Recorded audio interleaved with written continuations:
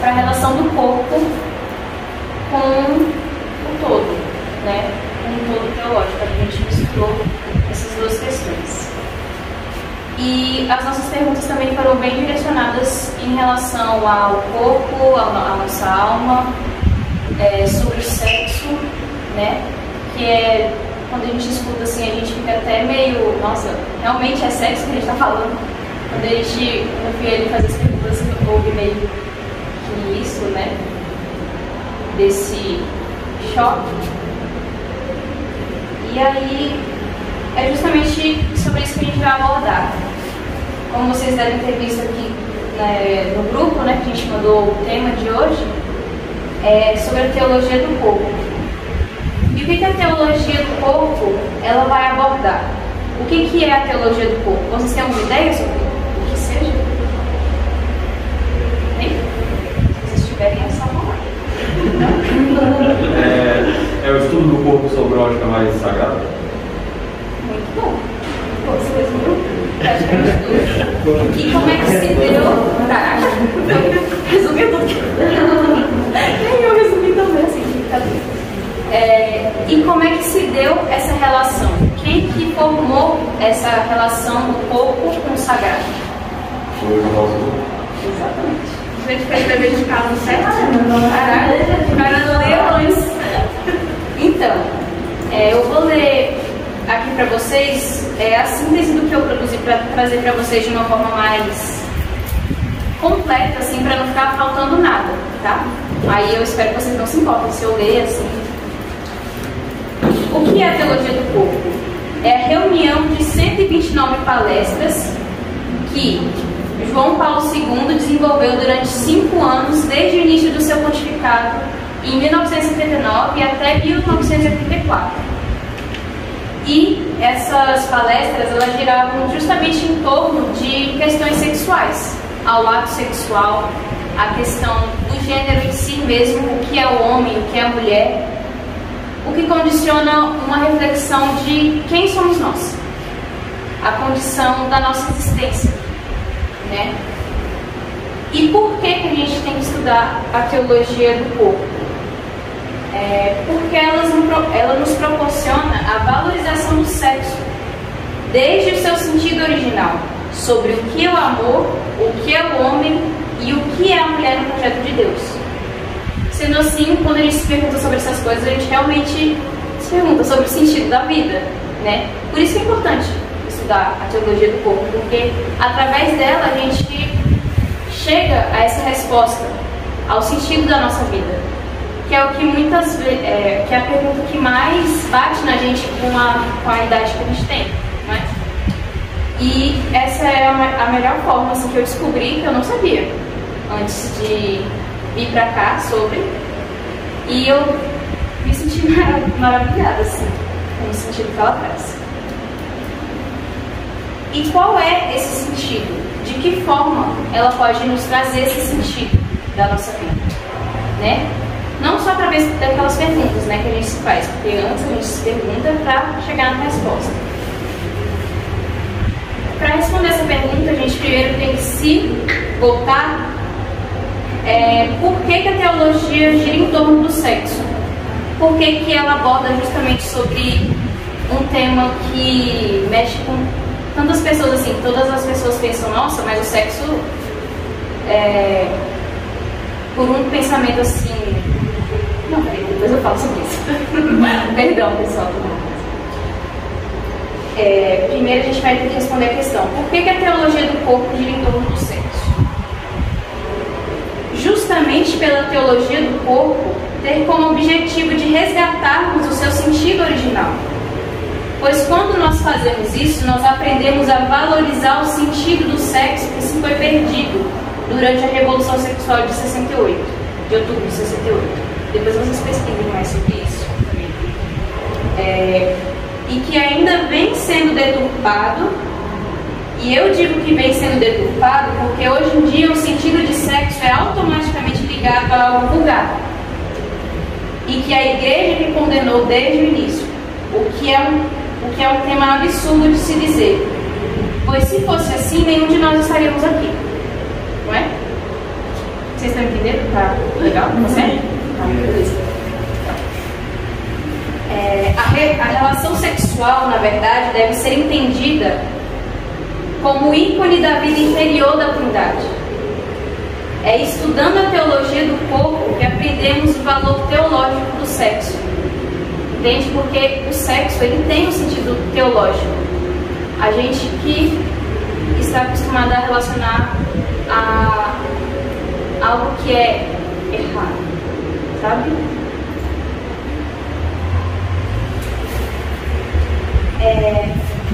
E daí, qual é o sentido teológico do sexo? Como que a gente pode relacionar teologia, que vem do estudo, que da palavra significa o estudo de Deus, ao sexo em si? Primeiro, justamente, para nós cristãos, assemelhar nosso corpo a Deus chega até a ser um pouco ousado demais. Justamente pela ênfase que a gente costuma dar para a vida espiritual, para o campo espiritual. Acho que no grupo 1 vocês perceberam que eu fiz essa diferenciação entre o corpo e a alma. Em qual campo a gente costuma dar mais ênfase? Qual campo que a gente costuma considerar como melhor? E aí a maioria de vocês realmente responderam o espiritual. Mas a verdade é que, de acordo com o Catecismo da Igreja Católica, ela ensina que, sendo o homem um ser, ao mesmo tempo, corporal e espiritual, exprime e percebe as realidades espirituais através de sinais e de símbolos materiais. Ou seja, a nossa vida espiritual só vai depender da existência da nossa carne. Então, por que insistimos tanto em achar que o corpo é ligado a algo ruim e a alma só a algo bom? Né? Nós do Ocidente temos crescido com uma visão cartesiana. Penso, logo existe, de René Descartes. O que causou um dualismo forte, um separatismo forte entre esses dois conceitos, de corpo e alma. Que é totalmente diferente do que a igreja pensa. O cristianismo não rejeita o corpo, não rejeita a carne, pois é justamente por ela que alcançamos a salvação. Então, as duas andam juntas. A gente tem que parar de ter esse divórcio entre esses dois conceitos. E a partir da teologia do corpo, a gente resgata essa junção desses conceitos. Daí partimos para outra reflexão. Sendo o corpo o meio para o contato com os sinais e os símbolos de Deus, ele pode ser considerado um sacramento? O que vocês acham? O que é um sacramento? Alguém sabe? Alguém pode responder? Os cristãos discordam. Era bom? Valer na crise, depois de 2 anos. Vai não. Só o que vocês pensam assim. Tem um pouco de relação com o que eu falei anteriormente. Sem nenhuma coisa, ninguém falar? Alguma coisa é o que a gente Deus. Um ato de Deus. Através do quê? Na verdade, de muitas formas. Sim, através de muitas formas. Mas essas formas são materiais ou elas são... Materiais. Exatamente. O que é um sacramento? São os meios materiais nos quais nos possibilitam estarmos próximos do tesouro de Deus. O próprio corpo humano pode ser considerado como sacramento. Pode ser, não quer dizer que ele seja. Assim, eu não estou dizendo que ele faz parte dos 7 sacramentos assim, da igreja. Mas que ele pode ser considerado um tipo de sacramento, sim. Porque ele nos possibilita justamente enxergar o invisível. Assim, o próprio corpo humano, no seguinte sentido, pode sim ser o tipo de sacramento, no qual João Paulo II diz que a carne é um sinal que torna visível o mistério invisível de Deus. Sabe? E Deus quer nos revelar a si, se revelar a si. Meu Deus do céu, calma. Perdão, gente. Deus quer nos revelar a si através não só do cristianismo e não só através da beleza também, quando contemplamos a natureza, por exemplo, né? A gente sempre cria essa relação de Deus com a natureza, beleza. Deus também quer se revelar através do homem e da mulher, através da união da carne de ambos no matrimônio, que é justamente um sacramento. Entende? Por isso que a gente atribui essa relação do nosso corpo ser um tipo de sacramento. Entende? A junção dele formar um sacramento, que é o matrimônio, a união da carne. Deus criou o ser humano à sua imagem. A imagem de Deus o criou, homem e mulher, ele os criou, e Deus os abençoou e disse: sejam fecundos e multiplicai-vos. Gênesis 1, capítulo 27 e 28. E daí seguimos ao real sentido da teologia do corpo que o João vai explicar para vocês. Pode.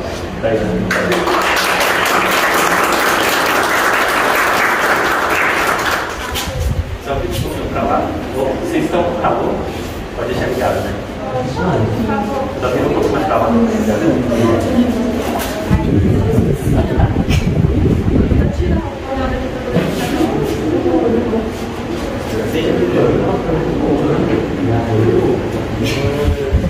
Vocês falaram no início, mas essa daqui é uma relíquia, terceiro grau de São João Paulo II. Aqui em terceiro grau da gente. Então agora eu vou passar para vocês de forma assim, bem sucinta qual é a tese de São João Paulo II. Carlos, qual é a tese de São João Paulo II? Que afinal ele sintetizou nessa série de catequese. Antes mesmo dele ser Papa, ainda como cardeal como bispo, como arcebispo de Cracóvia, ele já vinha desenvolvendo alguns estudos. Porque a parte que mais gostava assim era de chegar ao ser humano. A parte da filosofia que ele mais gostava de estudar era a parte da fenomenologia, que está no segundo e terceiro, já pega um pouquinho com Kant. Tem um pouco de relação a esse pessoal aí mais de Hegel, mais dos empiristas. Tem muito disso também nessa teologia aqui de São Paulo. Fala muita besteira, mas nem todos esses filósofos que a gente ouve, eles podem falar muita besteira talvez no caminho, mas lá no fundo eles sempre apontam para um lugar, porque tem esse desejo dentro do coração humano de apontar para um lugar. Mas enfim, o nosso corpo, a gente já falou que ele é bom. Ele é capaz, só eles, apenas o nosso corpo, ele é capaz de demonstrar por meio de uma realidade visível, material, algo invisível. E só por meio dele a gente pode alcançar o que está invisível, a parte espiritual. Então, por exemplo, segundo a vontade de Deus, se nós fôssemos apenas alma, nós alcançaríamos as coisas, nós teríamos, por exemplo, a necessidade de uma missa.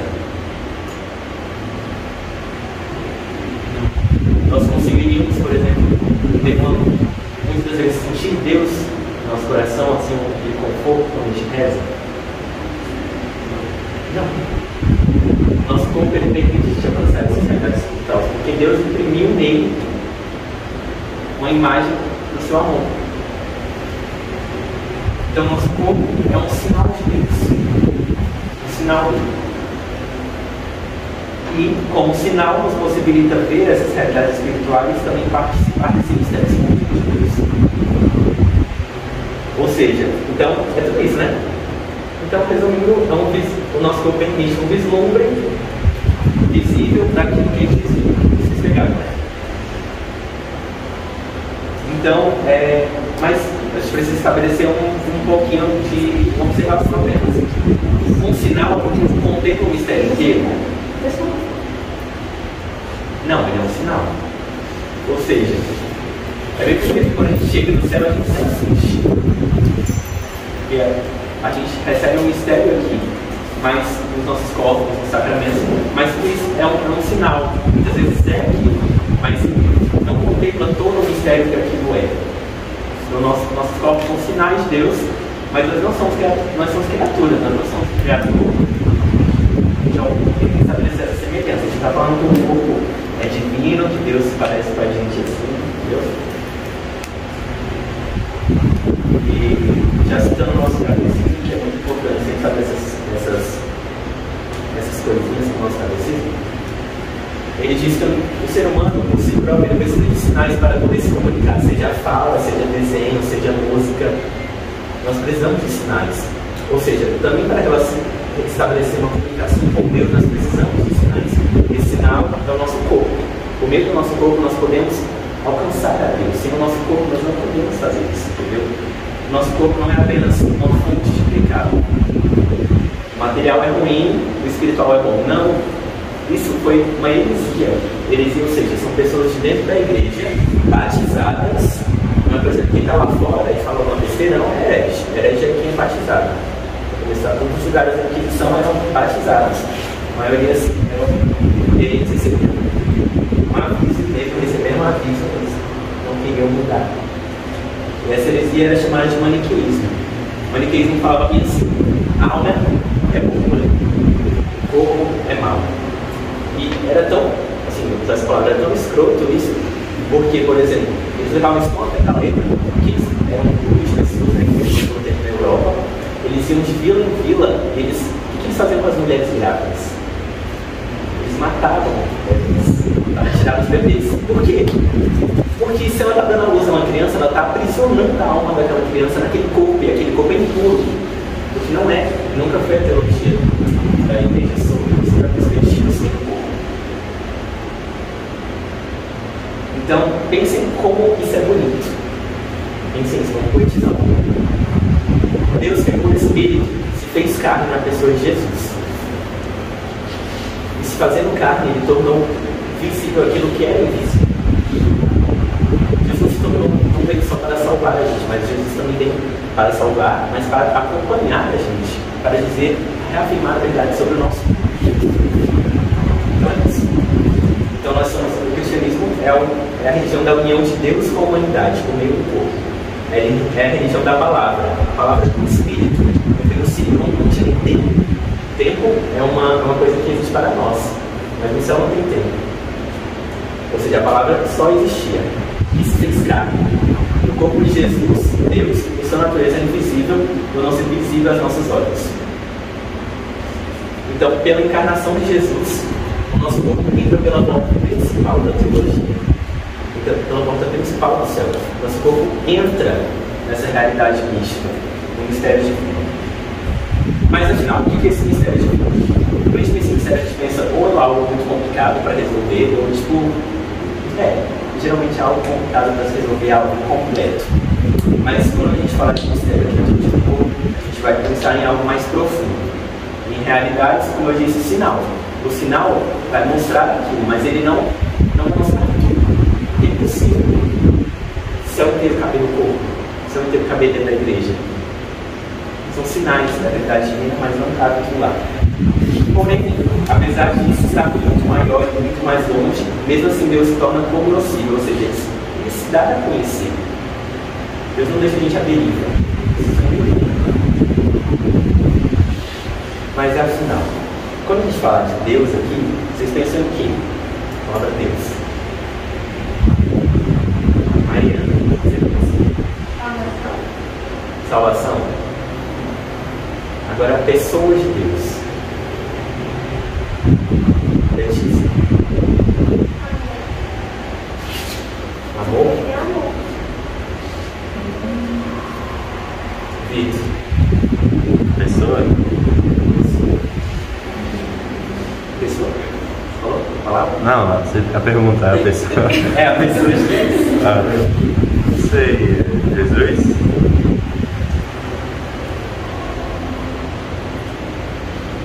Eu vou adiantar um pouco, porque acho que você já vai pegar essa parte da discussão. É verdade. baixo do Espírito Santo. A chave da teologia do corpo é uma única palavra: Trindade. Por que é a Trindade? Se eu falar que a Trindade é um eterno intercâmbio de amor, vocês vão concordar? Mas amor não é uma coisa humana?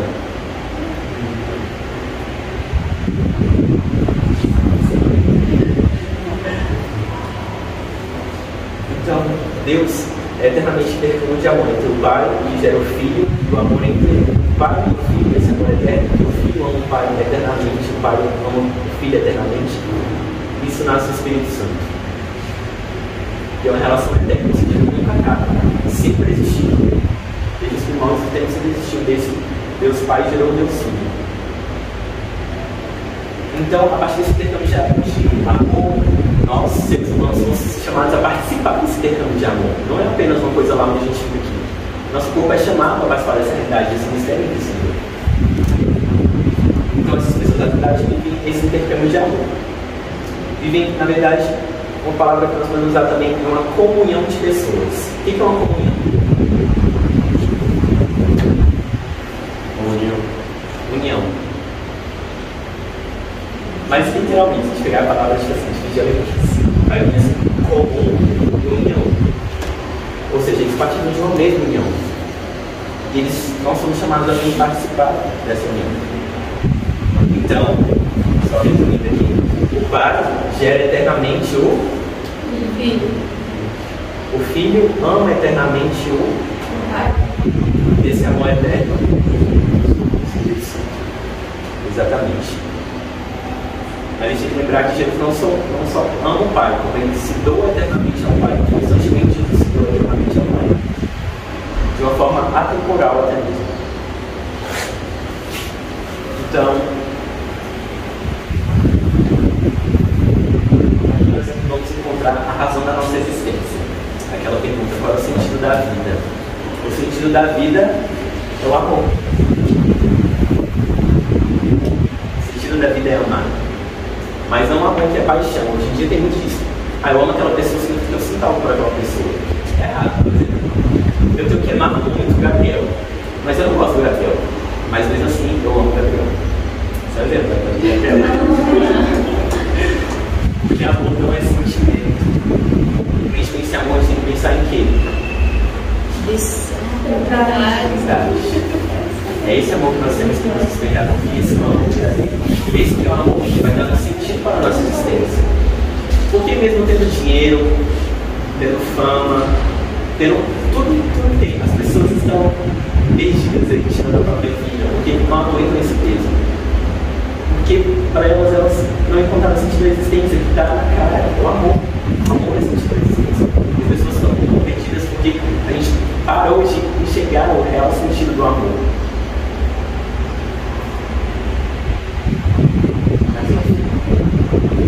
Esse amor em Trindade, ele é perfeito e é completo em si mesmo. Se ele é completo em si mesmo, ele não precisa da gente.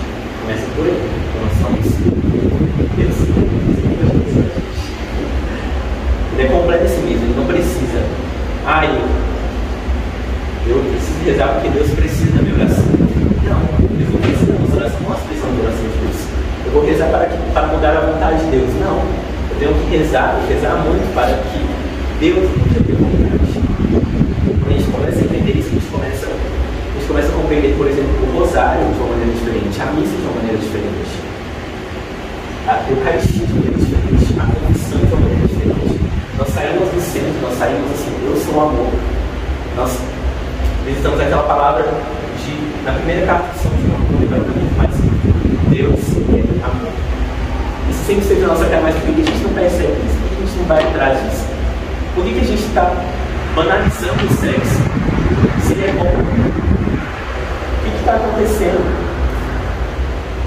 Para que tudo isso Deus fez, esse amor em verdade, Deus é amor, ele quer partilhar com a gente. Não é uma união estática. Então vocês já entenderam isso.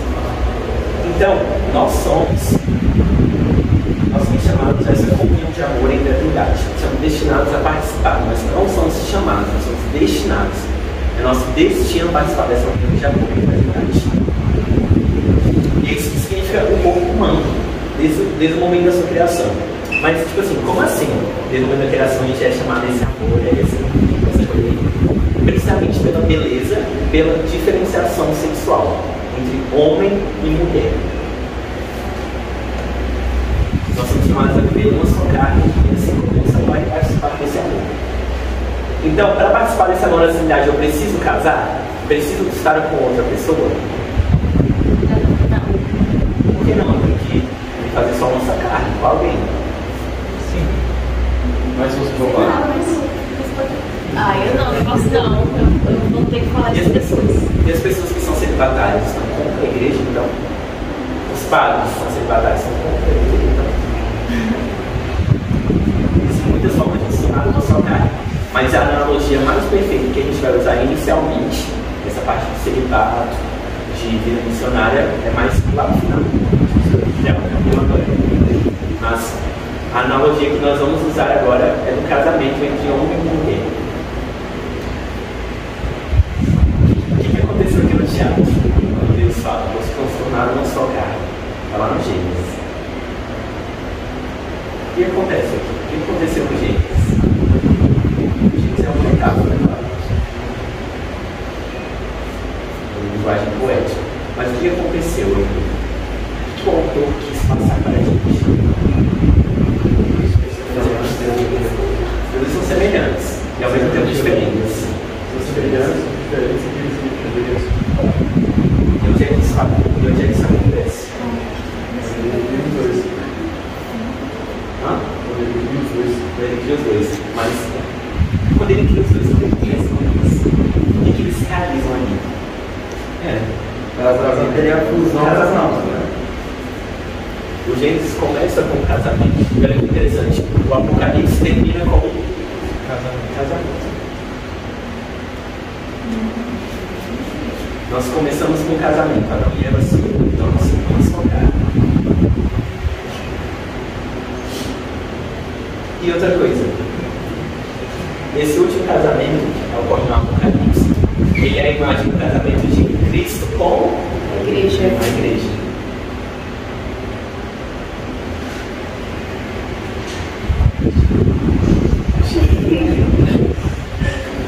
Ou seja, eu adiantei um pouquinho mais, vou voltar cá. A união com Deus com a humanidade é a própria doação de redentora de Cristo, não a nova difusão do amor da humanidade sobre toda a criação. A igreja acolhe esse amor e tenta redistribuir. Ou seja, Cristo morreu na cruz. Cristo morrendo na cruz, ele trouxe uma nova infusão do Espírito, uma nova infusão do amor. E a quem ele deu o poder de redistribuir essa infusão do amor? Ele deu a autoridade, o poder a somente uma coisa, somente a uma instituição, somente um corpo, a igreja. Tudo que está fora da igreja pode até refletir o amor de Deus, mas não vai redistribuir da forma como foi passado para essa igreja, com o sacramento, por meio de uma comunidade, de uma coração sincero. Certo? Nós aqui já vimos vários conceitos. O que é o amor? O que é a trindade? Cristo casa com a igreja, claro que não um casamento assim, de homem e mulher, tendo o casamento como analogia aqui, a união, isso é a igreja. E olha só como é que é tudo bem conectado. Em Efésios 5, e abrir a Bíblia, mas acho que vai demorar demais. Por essa razão, o homem deixará pai e mãe e se unirá à sua mulher, e os dois serão uma só carne. Isso é em Efésios, olha a conexão. Em Gênesis também fala, e eles dois se tornaram uma só carne. Agora estamos em Efésios. Efésios do Novo Testamento. Por essa razão, o homem deixará pai e mãe e se unirá à sua mulher, e os dois serão uma só carne. Este mistério é grande, e digo isto com referência a Cristo e a sua igreja. Ontem a prima casou, você vai acompanhar. O mensagem que não acompanhado que eu não postei nada. Mas Guilherme, que era marido dela, deixou o pai e mãe. Ela, Graziele, deixou o pai e mãe. E eles agora se tornaram uma só carne. Cristo fez a mesma coisa? Sim. Ele deixou seu pai. E a mãe? Deixará pai e mãe. Sim, verdade, tem a mãe também. Quem nós chamamos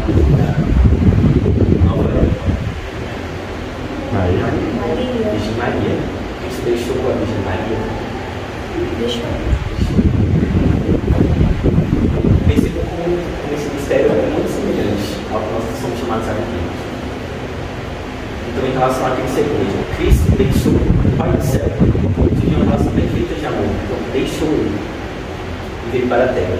E também deixou a casa da Virgem Maria na terra. Para quê? Para entregar o seu corpo à sua igreja.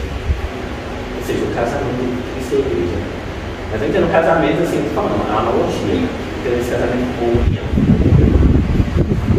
E é por isso que a Eucaristia é chamada do sacramento da teologia do corpo. O sacramento dos esposos. A Eucaristia é a máxima onde nós encontramos Deus mais perfeitamente. Onde nós somos chamados a participar como igreja desse casamento que Cristo propõe a nós, dessa união eterna. Ou seja, por isso que a gente tem que comungar bem. Se ninguém comungar dessa união eterna, sujo. Vocês perceberam que os meninos estavam com roupa branca. Depois do pecado eles saíram, já vieram com roupa vermelha, simbolizando o pecado, simbolizando a vergonha. Então, Deus criou o homem e a mulher a gente vermos uma comunhão santa, que prefigura a comunhão da Santa Igreja de Cristo com Cristo. A doação do corpo de Cristo, a esposa igreja celebrada na Eucaristia, projeta uma luz definitiva sobre o significado da comunhão íntima entre homem e mulher. Ou seja, a nossa união com Cristo na Eucaristia, nós somos igreja. A pessoa de Cristo, esse casamento, essa união, prefigura a nossa relação que a gente deve ter com todos.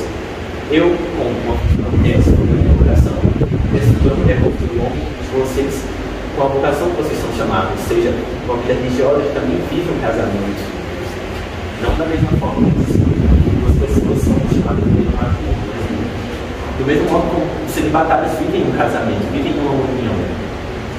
Mas não da mesma forma que eles possam chamar as diferenciação sexual de homem e mulher. Então, o amor de Deus, aqui nós vamos usar como a mais perfeita forma assim, da gente compreender. E como eu disse, nós somos o sinal de Deus. Mas nós não compreendemos todo o mistério. Vai ser o amor matrimonial. Enquanto vocês pensam nisso. Já vai seguir? Já vai avançar? Volta só em uma coisa. Como Cristo se doa à igreja? Assim, ele vai. Pode passar.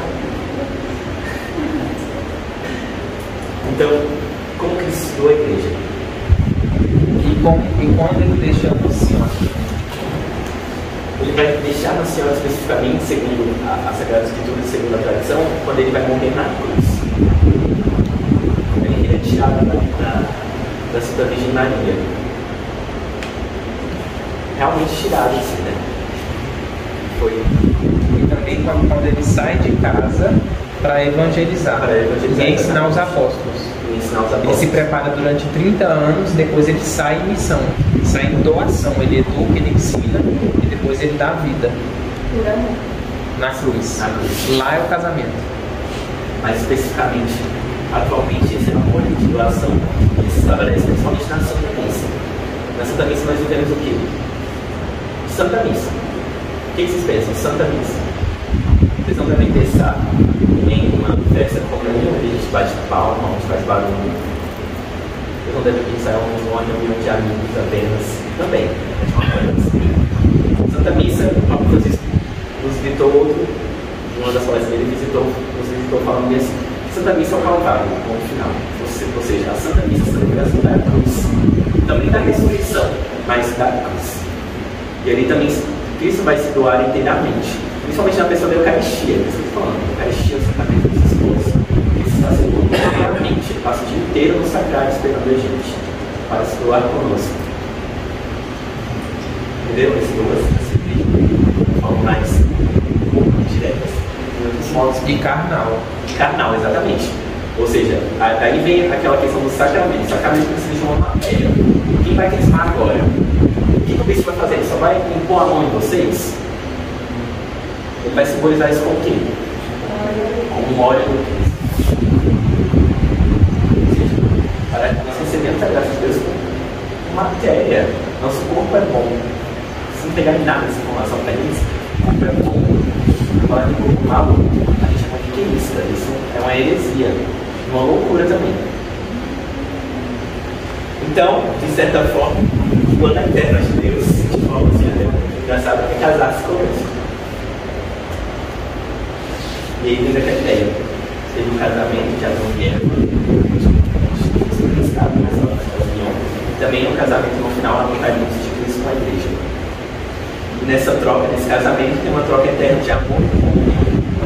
E a partir dessa comunhão na Eucaristia, comunhão na vida de oração, comunhão com comunidade, que Cristo vai impregnar a gente com o amor divino dele. Ou seja, na vida. É na vida que Cristo vai impregnar, mas a gente tem que também se doar e querer se casar com ele. Igual, por exemplo, se uma pessoa casou obrigada, ela diz sim lá em cima do altar, mas obrigada, ela casou?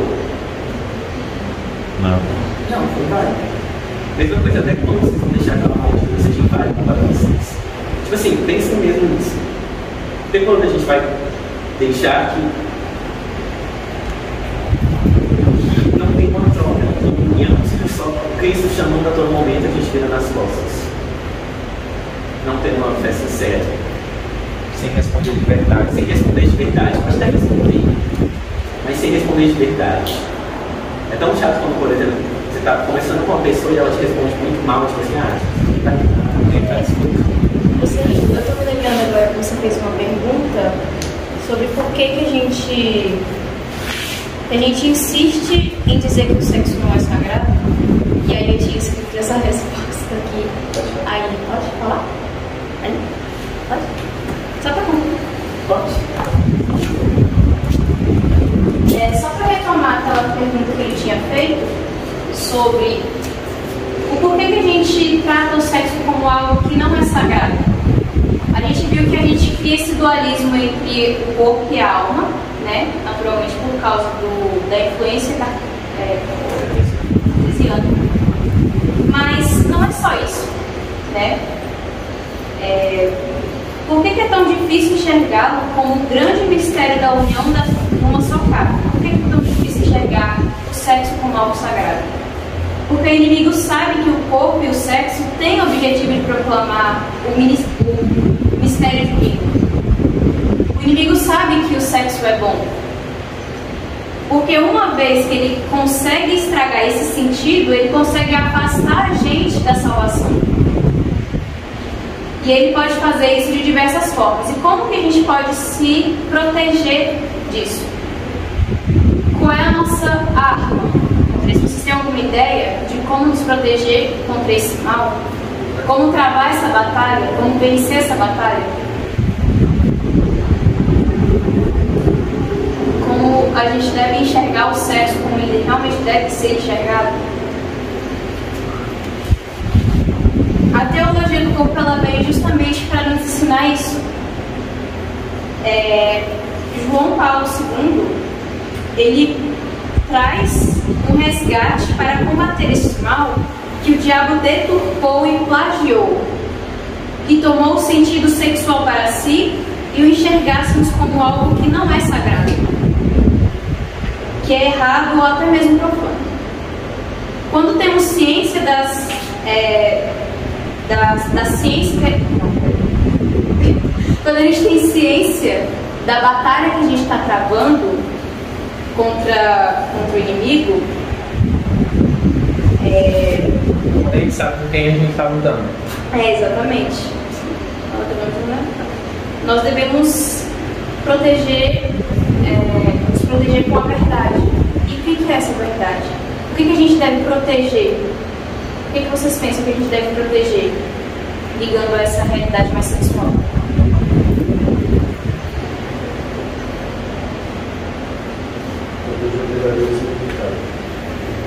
Também. Mas como proteger isso? Através dos nossos órgãos. Com a verdade.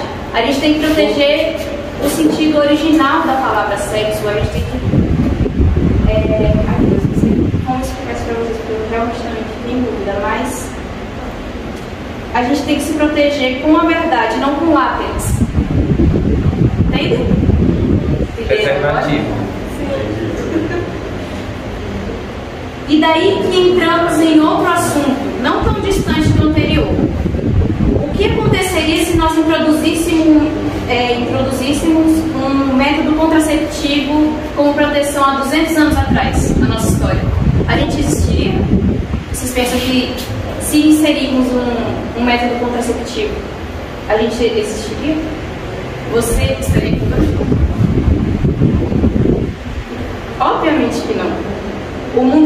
completamente diferente. Quando interferimos no plano de Deus, estamos interferindo no fluxo cósmico da existência, e quando o plano não é interferido, o amor e a generosidade que Deus teve com a gente se prolifera através da fecundidade, através de famílias e culturas vivendo a verdade humana, humanidade, latim. E acho que agora ficou bem claro aqui que o quão importante o sexo é e o porquê que ele deve ser consumado e valorizado, certo? Ficou? Ficou claro? Ficou. Agora, outro ponto que infelizmente nos bate a porta é que não podemos deixar de fora é a morte. O João ele comentou sobre isso, que quando nos afastamos do amor de Cristo, a morte vem à tona. Igual, como é que é o nome daquele monte? Maniqueísmo. Ele nos traz a ideia de morte, eles nos traz a cultura da morte. Porque eles se afastam do plano divino, que é a junção do corpo e da alma. Entende? Quando a união sexual vai contra o amor e a vida, o ato sexual pode levar à morte de duas formas. Aliás, pode levar de várias formas, mas as que eu vou colocar em destaque aqui vai ser o suicídio e o aborto.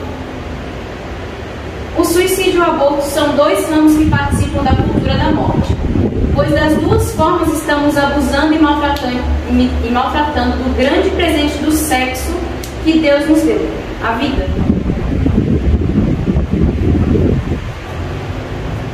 Uma volta ao plano original de Deus para a união dos sexos é o único meio adequado para construir uma cultura que respeite o sentido da dignidade humana. É estudando a teologia do corpo que a gente volta ao sentido original e recupera a nossa dignidade humana.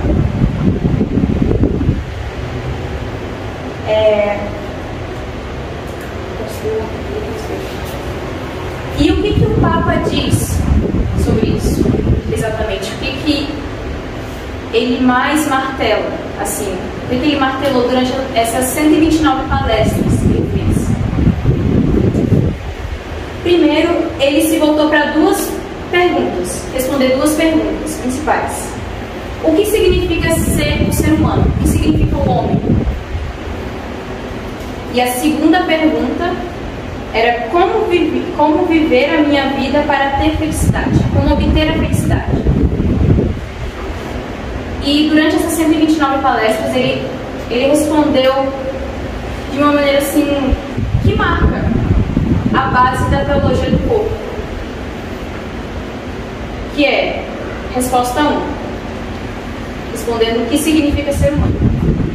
Precisamos olhar para 3 estágios do drama humano: a origem, a nossa história e o nosso destino.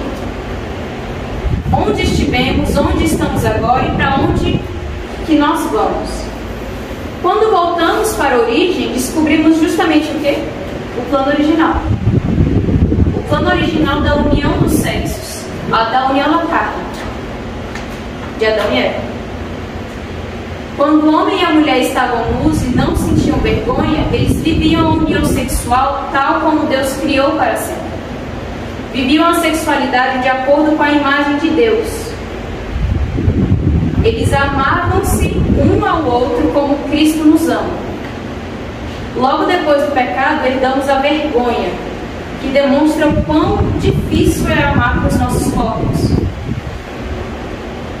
Na nossa história, que se refere ao ato sexual, afetado pelo pecado, mas redimido por Cristo, e o nosso destino, onde a ressurreição vem à tona. Essa aí foi a primeira resposta. Agora a gente pula para a segunda resposta, que eu vou lembrar aqui para vocês. Como viver a minha vida para ter a felicidade. Há 2 vocações cristãs fundamentais para viver a união sexual de acordo com a vontade de Deus, igual o João Paulo falou. O celibato consagrado, onde você não rejeita a sua sexualidade. mas você devota as suas energias sexuais, seus desejos desejos de união matrimonial a Deus. E o matrimônio, que onde se for vivida de acordo com o plano original, onde a união do homem e da mulher numa só carne se assemelha ao amor de Cristo com a sua igreja, trazendo à tona o amor e a fecundidade que oferece uma nova visão natural de amor e da procriação. O matrimônio, ele traz essa nova alegria, que é o amor e a fecundidade, a proliferação do amor de Deus conosco. E é por isso que é importante a gente estudar teologia do corpo. Isso. Mas vocês não entenderam nada, mais ou menos assim. Mas é só para dizer para vocês que o corpo não é mau. O corpo é bom, ele é sinal de Deus. E a partir dessa união que foi feita desde o início, entre Adão e Eva, ou seja, um homem e uma mulher, a gente participa da verdade de Deus, entendeu? Por exemplo, toda essa até o Calma, né? O Calma falou no nosso grupo. Ele disse bem assim que hoje em dia as pessoas tem uma coisa errada, mas a parte certa do Calma foi assim, que hoje em dia as pessoas tornaram o sexo uma coisa assim. Ele falou a palavra comum, mas ele sempre foi comum, mas tornaram o sexo uma coisa de banal, ou seja, tornaram uma coisa boa e diminuíram ela, sendo que ela é para estar aqui em cima. Então, quando pensar em sexo, não tem que ser o sexo que a sociedade está pregando para a gente, não é um sexo que está inferiorizado e ruim, e aquilo ali, porque não é aquilo, ele é muito mais, e a partir disso a gente vai construir essa união. Então, por exemplo, rapidinho. E por que, ao mesmo tempo que a sociedade coloca uma coisa, por que a gente vê como errado? A sociedade coloca um sexo desregrado. Por que a gente vê como errado? Porque fere a verdade. E a verdade está dentro de cada um, na consciência. Então, por isso que está em todos. Então, fere uma verdade, diretamente. E quando a gente se afasta dessa verdade, perde a origem. E é justamente isso que o inimigo vai atacar, a verdade. A gente não pode... Ele fala para você fazer, mas você fere a verdade. Quando você fere a verdade, ele te acusa. É por isso que é tão atacado. Aquilo que muito vai, era por ele que ia atacar. Então, a carne é o eixo da salvação. Paulo II não é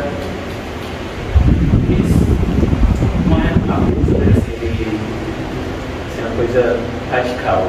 Ele é radical em falar, não é radical, mas ele não é um conselho, mas assim, ele vai além de falar isso. A carne é o eixo da salvação, ele não está errado nisso.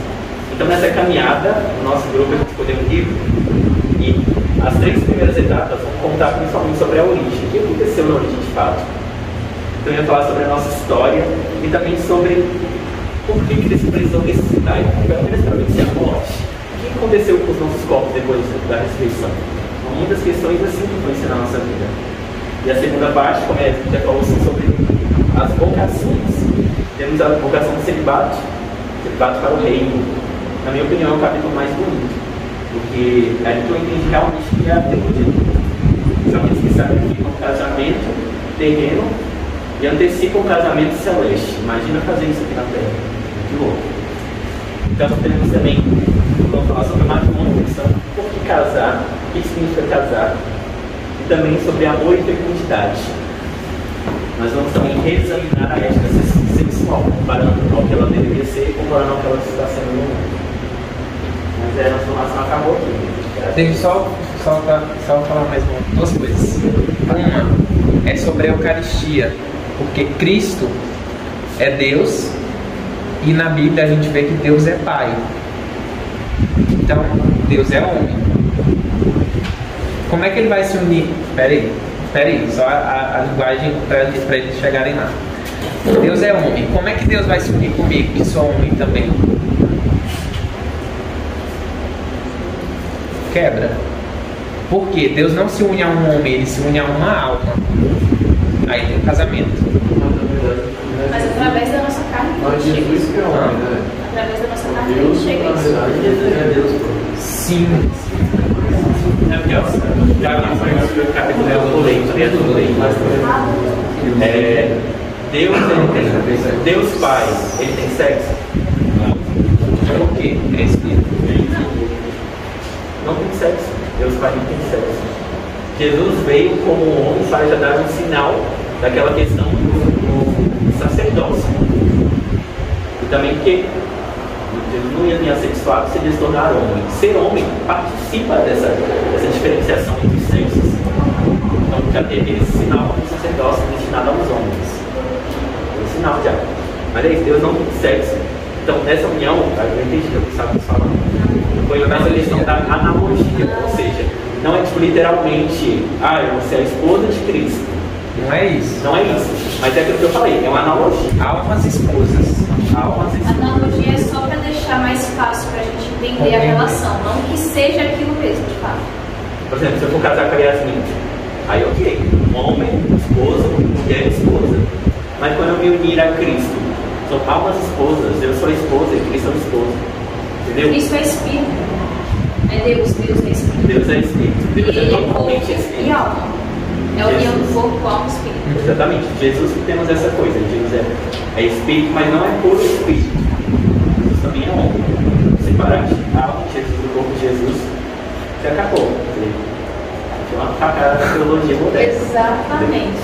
E há um outro ponto também dessa união celeste, terrena, corporal, é a ascensão e a assunção. A ascensão de Jesus ao céu, ele eleva o corpo, a matéria ao céu, e a Nossa Senhora também. Ela é elevada ao céu. A mesma coisa que vai acontecer com quem?